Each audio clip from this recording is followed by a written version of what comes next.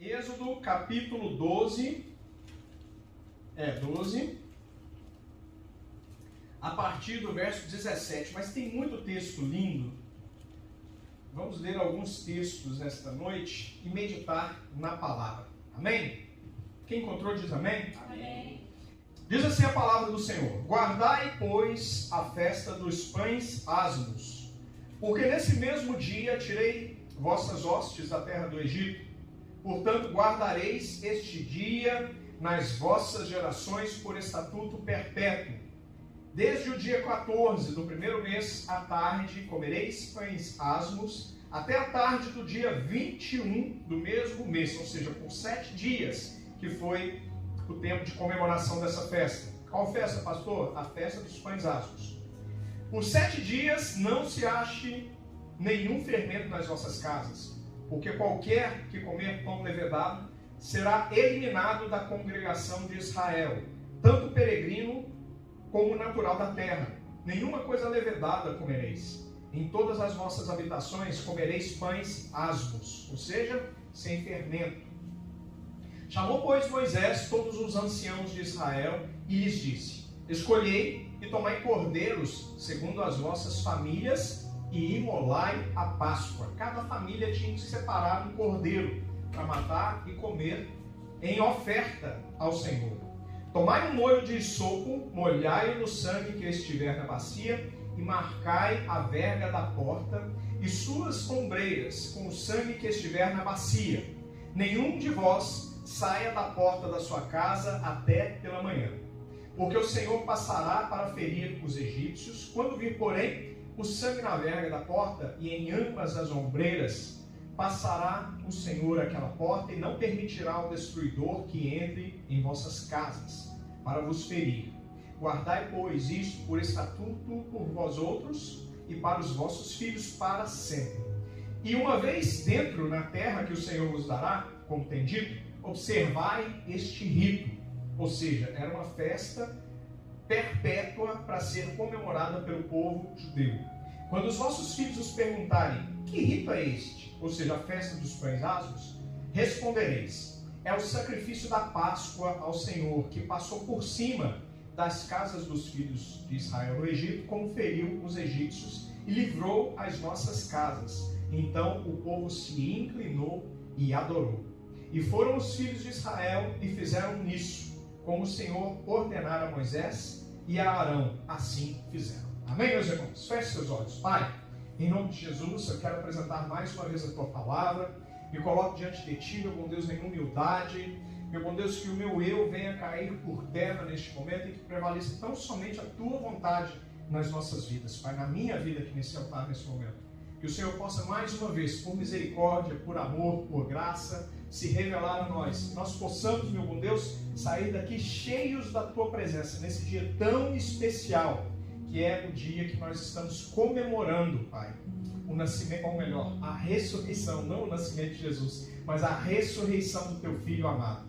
Nós assim te pedimos e já te agradecemos em nome de Jesus. Amém, meus irmãos? Meus irmãos, a palavra do Senhor ela é maravilhosa. A Páscoa, ela tem duas conotações, e as duas conotações ainda estão em voga. Não para nós é uma conotação. A Páscoa hoje em dia, para nós, significa a ressurreição de Cristo. E essa ressurreição de Cristo nós encontramos em alguns textos, por exemplo, em Mateus 28, de 1 a 10, daqui a pouco nós vamos ler também. Mas eu queria falar sobre a Páscoa dos judeus. Nós não comemoramos as festas judaicas. E algumas igrejas cristãs, hoje em dia, elas estão se tornando assim, confusas. A impressão que eu tenho é que elas estão perdendo a identidade cristã, porque tem muito cristão que está tentando se passar por judeu. E não faz sentido para nós isso. Por que não faz sentido, pastor? Porque nós vivemos a nova aliança. Nós não somos judeus. Nós somos gentios, filhos de Deus em Cristo Jesus e enxertados na videira verdadeira.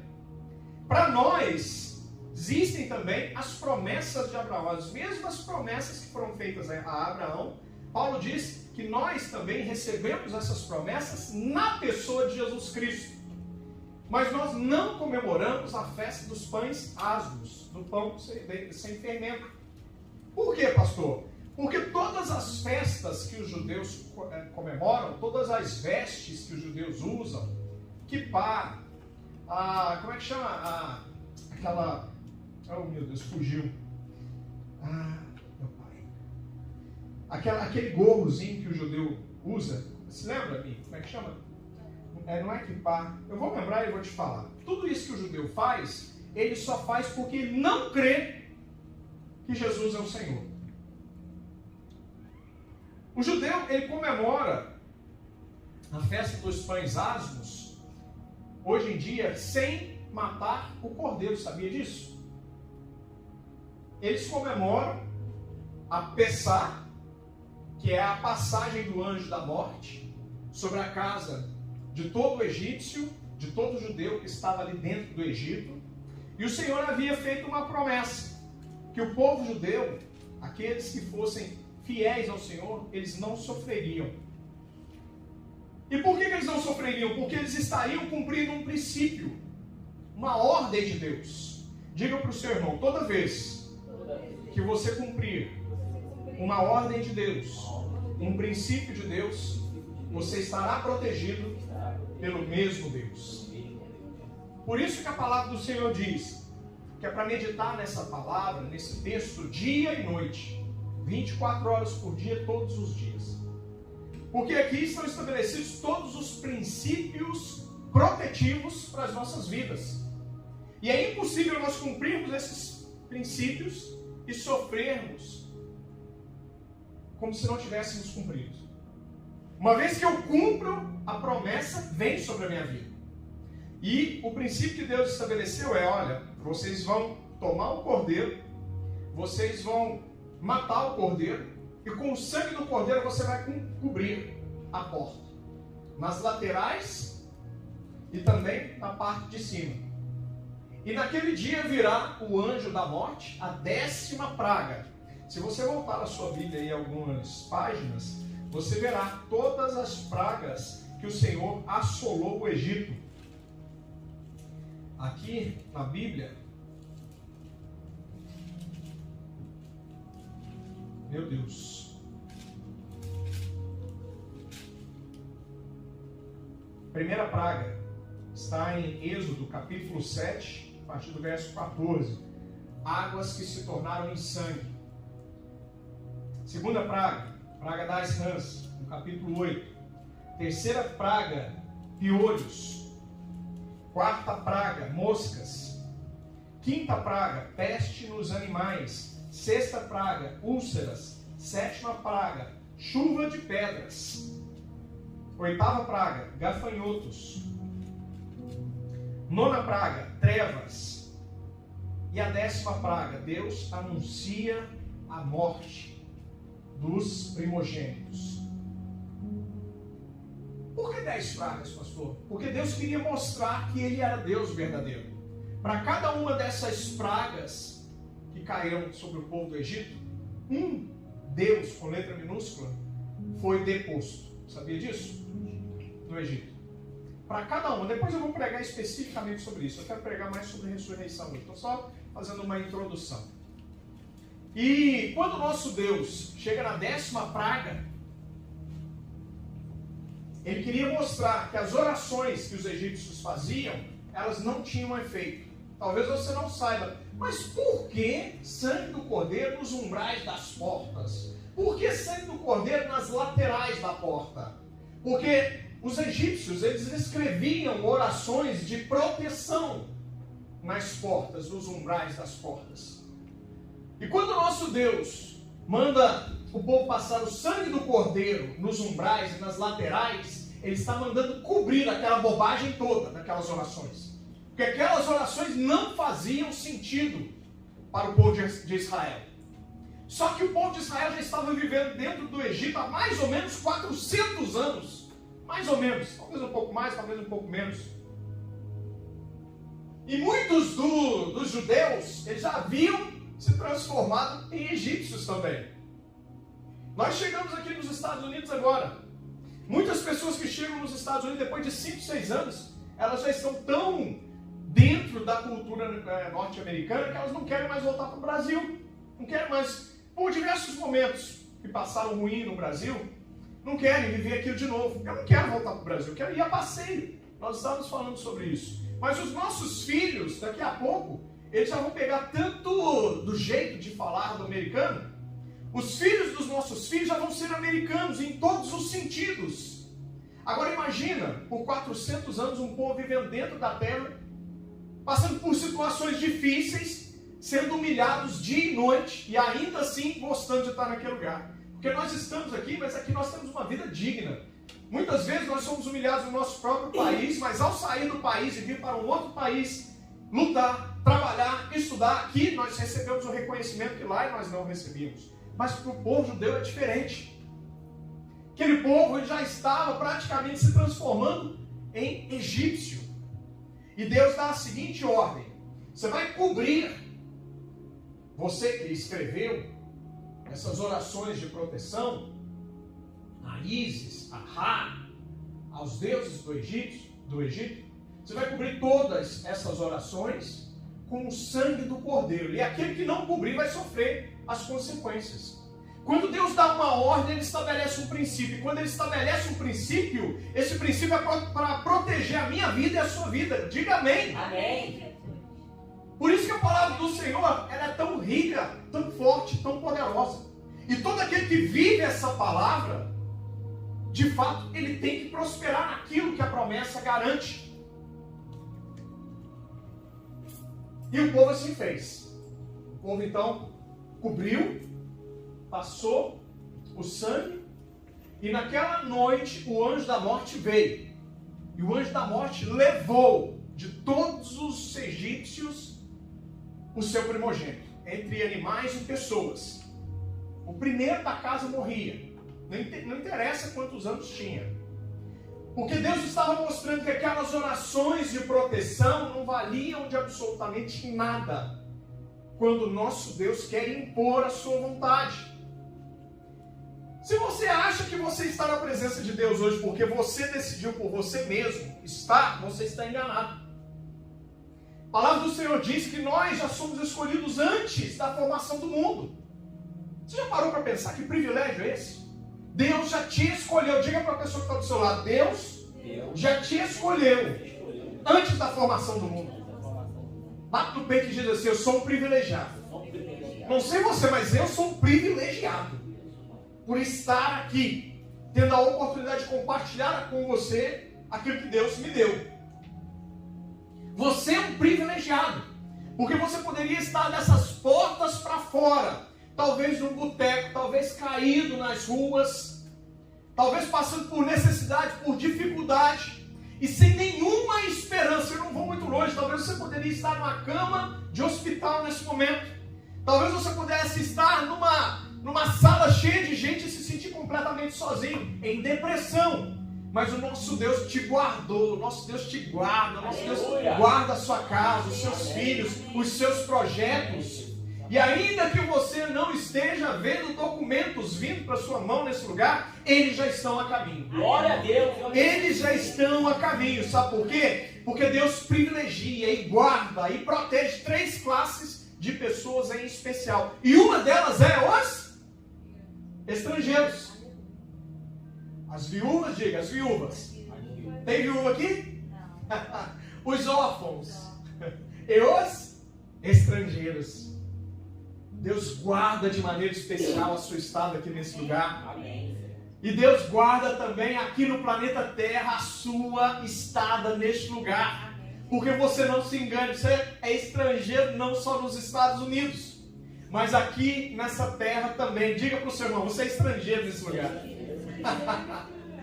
A sua pátria não é aqui, porque a palavra do Senhor me garante, viu, pastora Valéria, que a nossa pátria é na Nova Jerusalém, nos céus. Os céus nos aguardam. E o Senhor Jesus disse que Ele estaria lá preparando um lugar, casa para nós, para que um dia nós pudéssemos ter como garantia uma morada. Não nesse lugar estragado pelo homem, mas um lugar perfeito, onde tudo vai voltar ao plano original. Isso já é motivo de você dar um sorriso maravilhoso, dar glória a Deus e aleluia. Amém, meus irmãos? Então, quando Deus estabelece um princípio, Ele está querendo, na verdade, nos proteger com esse princípio. E o que Deus mais ama são pessoas obedientes. Porque Deus, quando Ele estabelece um princípio, Ele quer que todos sigam aquele princípio, para que todos estejam debaixo da proteção. Mas quando se levanta um desobediente, esse desobediente geralmente leva outras pessoas juntas, e as pessoas, elas são prejudicadas. Deus ama a obediência. Diga para o seu irmão, Deus ama a obediência. A obediência também é um princípio. E Jesus ele se manteve preso a esse princípio do começo ao fim. Porque, não se engane, o Cordeiro foi morto, não naquele momento, na plenitude dos tempos, que a gente lê no Novo Testamento, mas o Cordeiro foi morto antes que tudo acontecesse. Quando eu leio essas coisas na Bíblia Sagrada, minha cabeça começa a dar um nó, porque a gente não consegue compreender e alcançar o que Deus está querendo falar conosco. Porque o nosso Deus é o único que fala de coisas futuras como se fossem passadas. Você já parou para pensar sobre isso? Onde que está aqui? Aqui nesse texto mesmo que nós lemos, deixa eu ver se eu encontro aqui. Porque o Senhor passará para ferir os egípcios quando vir, porém, o sangue na terra e da porta, e em ambas as ombreiras passará o Senhor aquela porta e não permitirá ao destruidor que entre nas vossas casas para vos ferir. Guardai, pois, isto por estatuto para vós outros e para os vossos filhos para sempre. E uma vez dentro da terra que o Senhor vos dará, como tem dito, observai esse rito. Quando os vossos filhos vos perguntarem que rito é este, respondereis: é o sacrifício da Páscoa. Não é que não. Depois eu vou localizar, porque em diversos momentos o Senhor está falando de coisas futuras, como se fossem passado. Por quê? Porque o tempo não faz sentido para o nosso Deus. O tempo existe dentro de Deus. É outra das coisas que dá nó na nossa cabeça também, mas ele está fora do tempo. A palavra do Senhor diz que um dia para Deus é como se fossem 1000 anos. E essa é uma forma simplesmente alegórica, simbólica de relatar isso. Porque se a gente for ao pé da letra mesmo, nem assim, o nosso Deus, ele tem dias incontáveis. Porque ele já era antes que todas as coisas começassem a existir. Talvez você não sabe, mas esse Deus que você crê, esse Deus que você imagina, esse Deus não existe.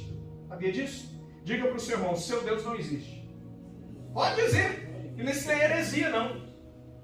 Isso é verdade. Sabia disso, irmão? O Deus que você crê não existe.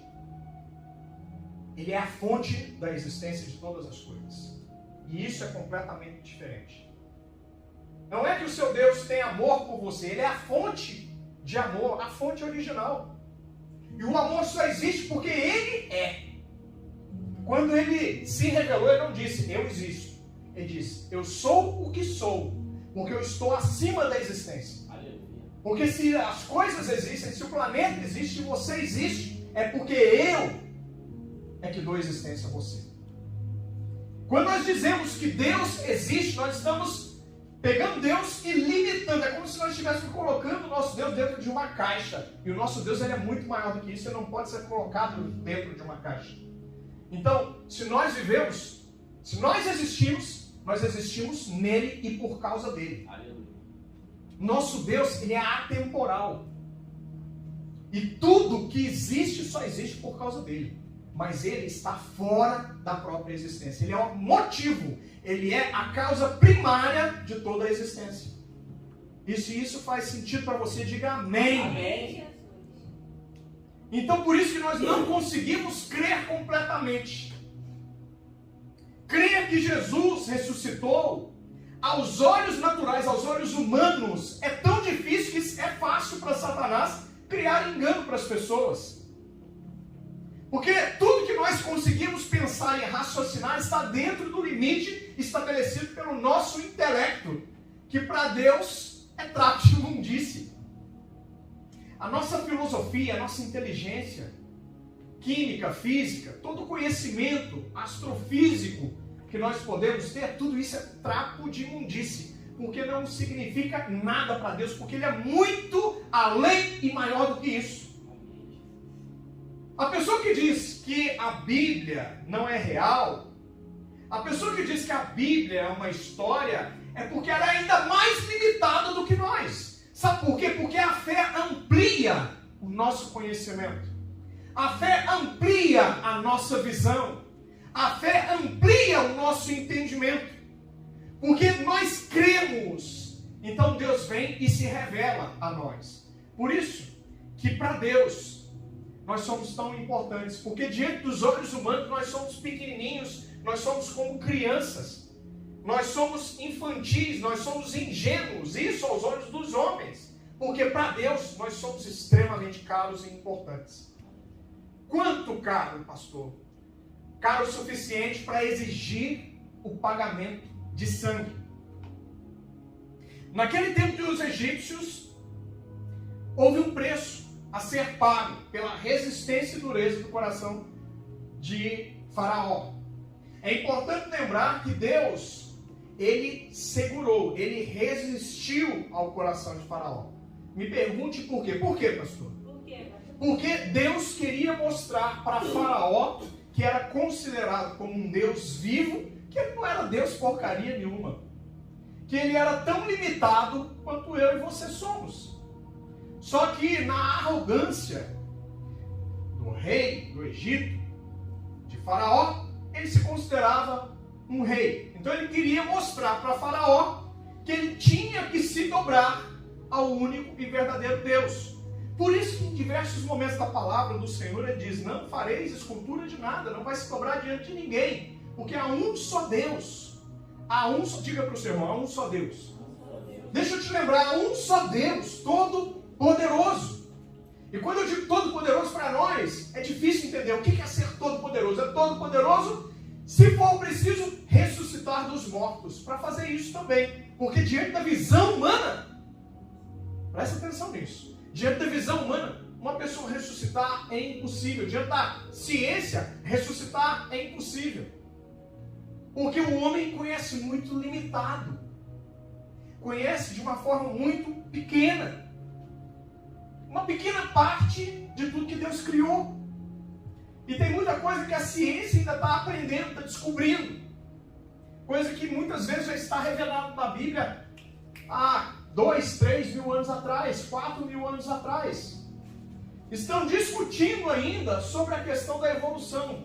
Talvez você não saiba, mas 80% da ciência séria, respeitada, ela já disse que a evolução é uma mentira. Sabia disso? Tudo que é ensinado nas escolas hoje é no sentido tão somente de tirar a verdade e trazer o engano no lugar da palavra de Deus. É tornar as pessoas cada vez mais céticas, porque se isso acontecer, fica cada vez mais fácil de empurrar mentira com ela abaixo das pessoas. Por isso que a palavra do Senhor, que é perfeita, boa e agradável em todos os sentidos, diz que o povo perece por falta de conhecimento.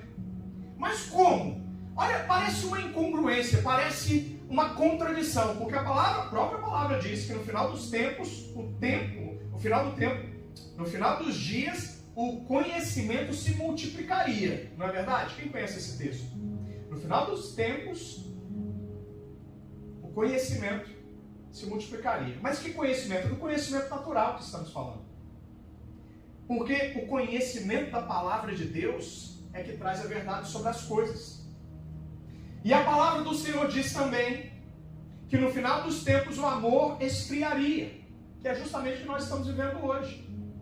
Então não há contradição nenhuma, porque quando fala que haverá multiplicação de conhecimento, você está hoje a uma distância de um celular, para você ter acesso a todo e qualquer tipo de conhecimento humano e natural que você quiser.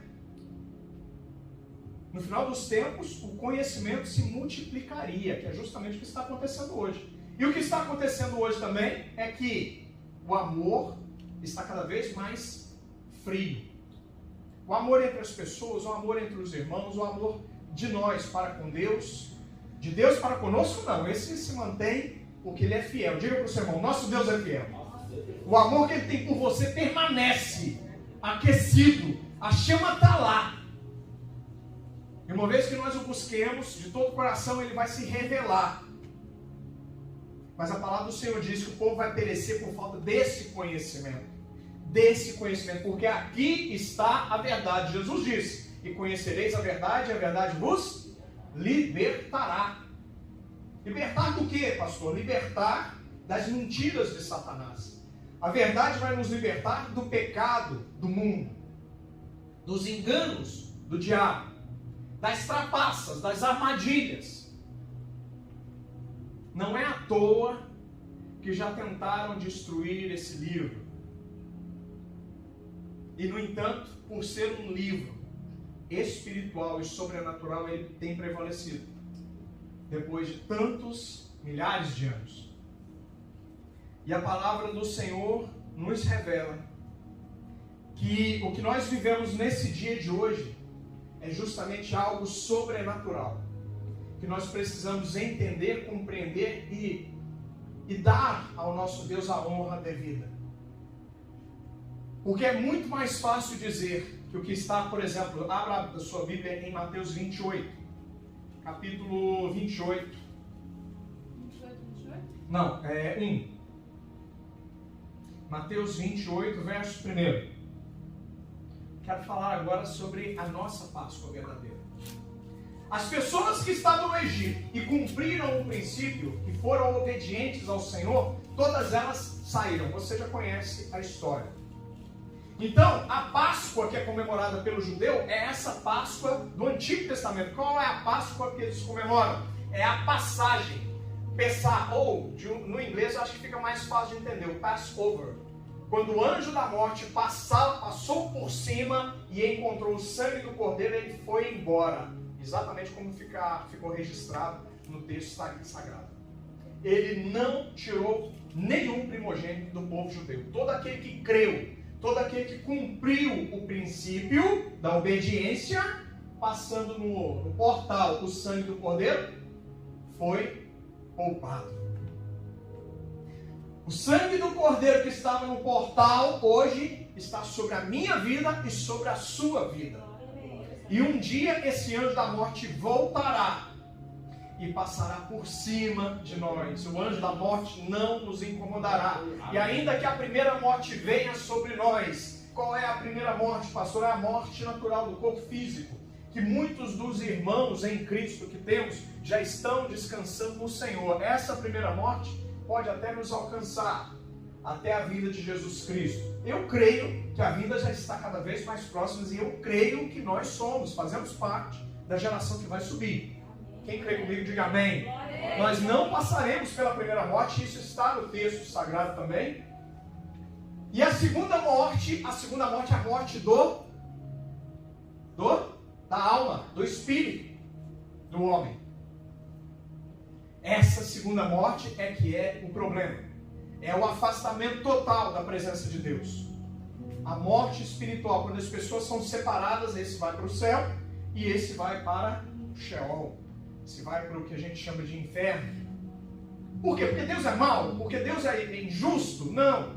É porque Deus é justo.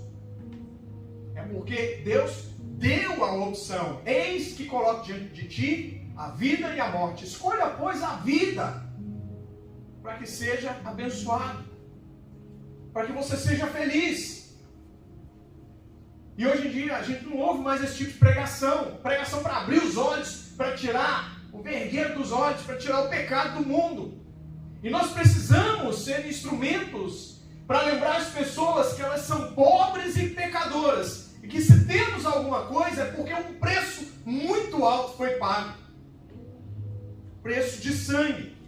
Quem achou, quem encontrou, Mateus 28, diga amém. Amém. Verso 1 diz assim: no findar do sábado, ao entrar o primeiro dia da semana, Maria Madalena e a outra Maria foram ver o sepulcro.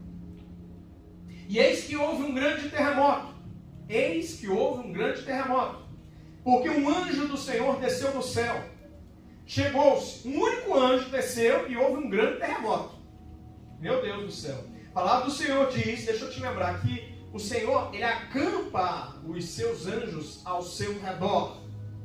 Vou repetir porque você não entendeu, você não pegou, você não deu glória a Deus, você não deu aleluia. O anjo do seu Senhor, ele acampa os anjos dele ao seu redor. E os anjos dos inimigos, eles estão ao seu derredor. Sabe por que o inimigo não te toca, segundo diz, 2 Pedro? O inimigo não pode te tocar. Diga amém. Amém. Porque ao seu redor estão acampados os anjos do Senhor para te dar livramento e vitória em todas as situações. E ainda que as portas estejam fechadas, ainda que esteja dando tudo errado, ainda assim Deus é bom e os anjos estão lá acampados. Porque se não tivesse, já teria se cumprido sobre a sua vida aquela palavra que diz que o inimigo veio para roubar, matar e destruir. Se você está vivo, se você não foi roubado, se você não foi morto, é porque os anjos do Senhor estão acampados ao seu redor. Amém? Imagina esses anjos descendo para ficar acampados em volta de você. No mundo espiritual, o terremoto que existe por causa dos anjos e da promessa do Senhor sobre a sua vida. Olha que coisa linda e maravilhosa. O único anjo desceu e houve um grande terremoto, verso 2. Porque um anjo do Senhor desceu do céu, chegou-se, removeu a pedra e assentou-se sobre ela. Eu consigo visualizar tudo, não preciso nem fechar meus olhos para ver essa imagem tão grandiosa. E eu vejo esse anjo assim de perninha cruzada, balançando a perninha, só esperando o povo chegar, porque ele já sabia o que ele tinha que fazer ali. O seu aspecto era como um relâmpago e a sua veste alva como a neve, impecavelmente branca.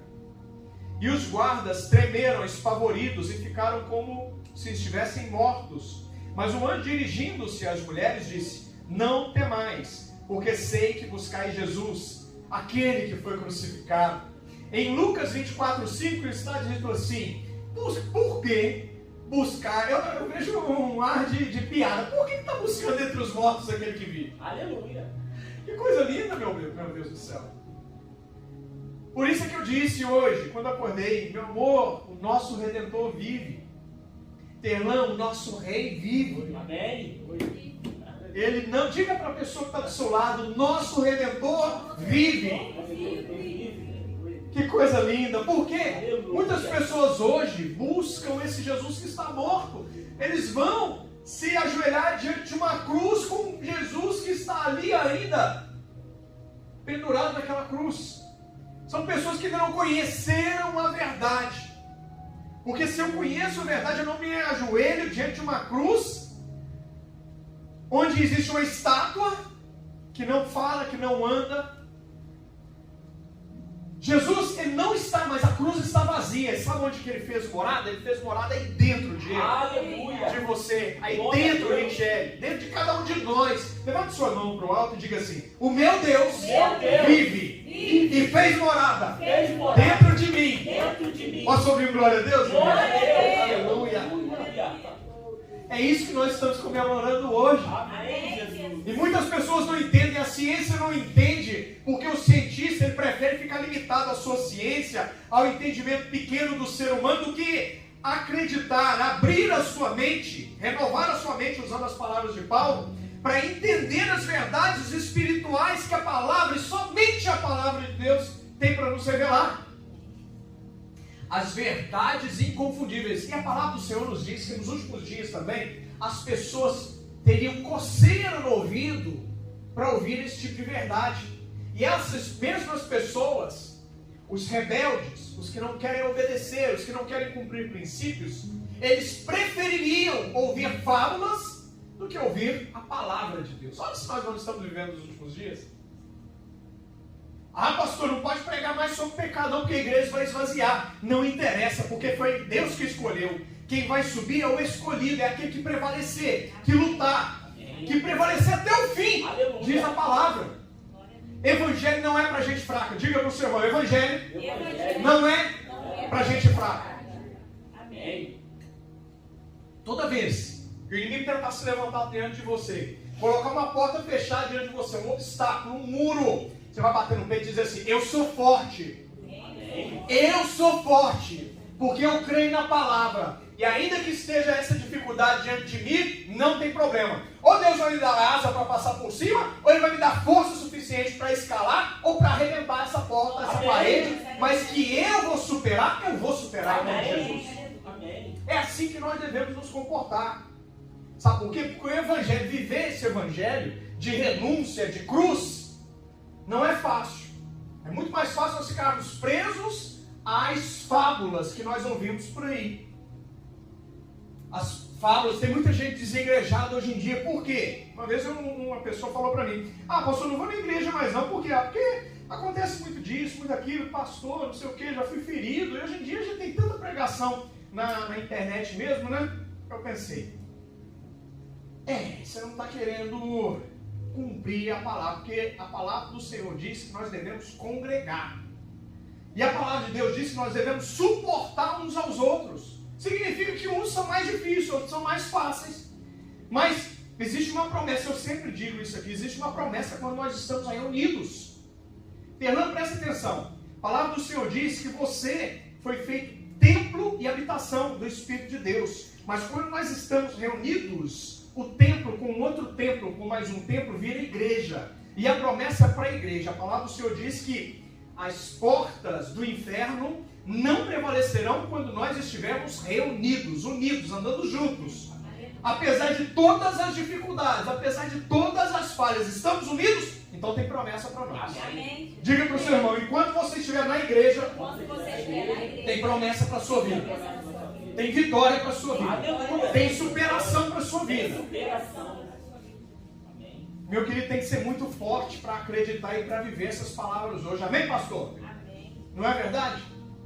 Porque hoje em dia não se prega mais sobre pecado, sobre renúncia. E se vai chamar a atenção de um irmão, meu Deus do céu, aí a gente está comprando briga com o inferno inteiro. Mas não tem problema, bate no seu peito e diga assim, não tem problema não. Porque o inferno pode até se levantar. Ele pode até ser grande. Mas é maior é o que está em mim.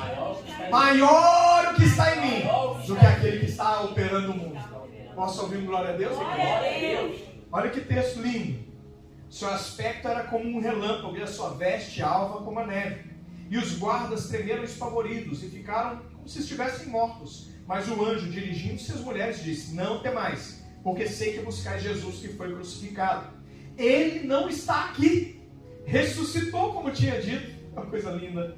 Vinde ver onde ele jazia. E depois depressa, e dizei aos seus discípulos que ele ressuscitou dos mortos e vai adiante de vós para Galiléia. Ali o vereis. É como vos digo. E retirando-se elas apressadamente do sepulcro, tomadas de medo e grande alegria, correram a anunciá-lo aos discípulos. E eis que Jesus veio ao encontro delas e disse: salve! E elas, aproximando-se, abraçaram-lhe os pés e o adoraram. Está faltando isso nos dias de hoje. Não só reconhecer Jesus como Senhor e Salvador, mas está faltando adoração, está faltando reverência. Altar não é lugar de brincar. Na sua vida, quando você está sozinho, em casa, está sozinho no trabalho, não é lugar de brincar. Se você estiver sozinho, aí que você tem que honrar mais essa palavra. Honre a sua esposa, honre o seu esposo. Honre as pessoas que andam com você na sua vida, dentro da sua casa. Honre o seu patrão, honre os amigos. Pregue a palavra do Senhor. Pregue a palavra, porque é honrando a palavra que você será honrado. Todas as vezes que você age com fidelidade, segundo a palavra de Deus, Deus tem promessa e propósito nisso. Deus tem realização a partir disso. Deus tem herança a partir disso. Porque, não se engane, o maior momento onde nós devemos mostrar que nós somos crentes é quando não tem ninguém olhando. Sabia disso? Porque quando nós pensamos que não tem ninguém olhando, nós estamos cercados pelos olhos do inimigo. Lembra? Os anjos estão ao redor e ao derredor estão os inimigos, rugindo como se fosse um leão. Mas eles estão de olho para ver se aparece uma brecha, porque o inimigo, ele trabalha nas brechas. Diga para o seu irmão: não abra brechas. Não abra brechas. Não abra brechas. Não abra porque ainda que o mundo estiver desmoronando, se as brechas estiverem tapadas, nem você, nem a sua casa será atingido. Se cumprirá sobre a sua vida a palavra que diz que 1000 vão cair do seu lado e 10.000 à sua direita, mas nem você, nem os seus filhos, nem a sua casa, nem a sua esposa, nem o seu marido serão atingidos. Amém? Amém? Quando nós fechamos as brechas, Tudo pode ruir aos nossos lados, mas nós estaremos firmados na rocha. Nós vamos ver gente caindo para um lado, gente caindo para o outro, gente desesperada de um na frente, gente desesperada atrás, mas nós estaremos guardados debaixo das mãos poderosas do Senhor. O salmista diz: torre forte é o nome do Senhor, ao qual eu me refugio, e lá eu estou seguro. Diga para o seu irmão: torre forte é o nome do Senhor. Se refugie lá, e lá você estará seguro. Meu Deus do céu. É muito forte essa palavra. O nosso Redentor vive. Agora o desafio é: Jesus vive, e daí? E daí? O que você vai fazer com essa verdade? Porque isso não é uma novidade para a gente viver só uma vez no ano. Jesus, ele revive todos os dias dentro de nós. Todas as vezes que Jesus te dá uma oportunidade de abrir os seus olhos, Deus está te dando uma oportunidade de mostrar para as outras pessoas, para o mundo, que Jesus vive em você. O nosso maior desafio hoje é sermos aquilo que a Bíblia diz para a gente ser. Porque se nós formos, se nós multiplicarmos, se nós abrirmos a nossa casa para receber pessoas que ainda não conhecem Jesus, se nós formos agentes de evangelização para levar as pessoas para dentro da igreja, aí sim nós estaremos fazendo a diferença nesse mundo. Nós fomos salvos não simplesmente para ficarmos quietinhos e guardarmos somente para nós. Eu até já ouvi uma coisa muito interessante, que Deus não permitiu, não sei se é verdade, os judeus falam isso, né? Que Deus não endureceu o coração dos judeus, foi o próprio Deus que endureceu o coração do judeu, porque o judeu ele tem por natureza ser uma pessoa egoísta. E ele não compartilharia com o mundo se ele já tivesse recebido Jesus logo de cara. Então, Deus permitiu para que toda a vez, para que João 3,16 se cumprisse. O que diz João 3,16 mesmo? Porque Deus...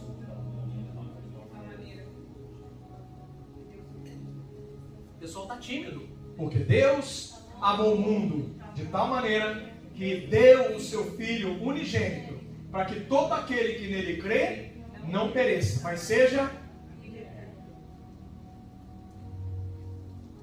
Então, a pergunta para você é: o que é que você vai fazer com Jesus quando você sair daqui hoje?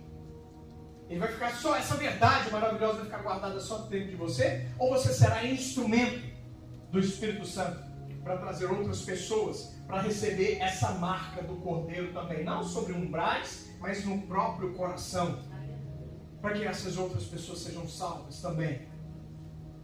Diga para o seu irmão: o que há de mais caro para Deus são pessoas.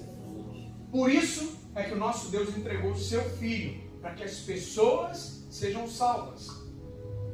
Dia de Páscoa, dia de ressurreição, a nossa Páscoa ela é superior à Páscoa dos judeus por causa disso. Porque enquanto eles ainda estão comemorando várias festas, aguardando a vinda de um Messias, gente, para mim não faz nenhum sentido uma igreja que se diz cristã, que vive a nova aliança, pelo menos em tese, comemorar festas do Antigo Testamento. Não faz sentido. Porque quando eu faço isso, eu estou dizendo, pelos meus atos, ainda que a minha boca diga uma coisa, eu costumo dizer o seguinte, que as palavras convencem, mas o exemplo arrasta. Se eu estou dizendo que eu sigo a Jesus, eu estou comemorando, as minhas ações é de comemorar as festas judias, dos judeus, judias, então não faz sentido. Eu estou anulando o sacrifício de Jesus, porque o sacrifício de Jesus ele é mais perfeito. Deus foi tão poderoso com a vinda de Jesus Cristo, que no ano 70 o templo foi destruído, e depois do templo ter sido destruído, não houve mais sacrifício de cordeiro. Quem entende e sabe dessa verdade, diga amém. Não houve mais sacrifício. Então, até por força de imposição do próprio Deus, não há mais sacrifício, porque Jesus Cristo é o sacrifício perfeito. Não há mais necessidade de sacrifícios de cordeiros, de animais, porque esse sacrifício era limitado. Mas Jesus ele se entregou como sacrifício perfeito. Desnecessário qualquer outro sacrifício. E por ser desnecessário, a única coisa que a gente precisa de fazer hoje é obedecer. Porque obedecer é melhor, é maior que sacrificar. Porque ele já se sacrificou. Olha que notícia maravilhosa. Não tem mais sacrifício. Sacrifício único se chama Jesus Cristo de Nazaré. E Ele já se entregou no meu lugar e no seu lugar. Amém? Amém. Gostaria de pedir para ficar de pé. Quem puder chamar a pastora para mim. Hoje nós vamos ceiar, porque é um dia muito especial. Nós vamos mais uma vez, nós ceamos há 2 semanas atrás, mas nós vamos cear de novo, para a gente relembrar o sacrifício, mas acima de tudo, o que Jesus fez por nós. O que Jesus fez por nós na cruz do Calvário, importante, mas acima de tudo, a ressurreição. O que seguiu após isso. E é o que há de mais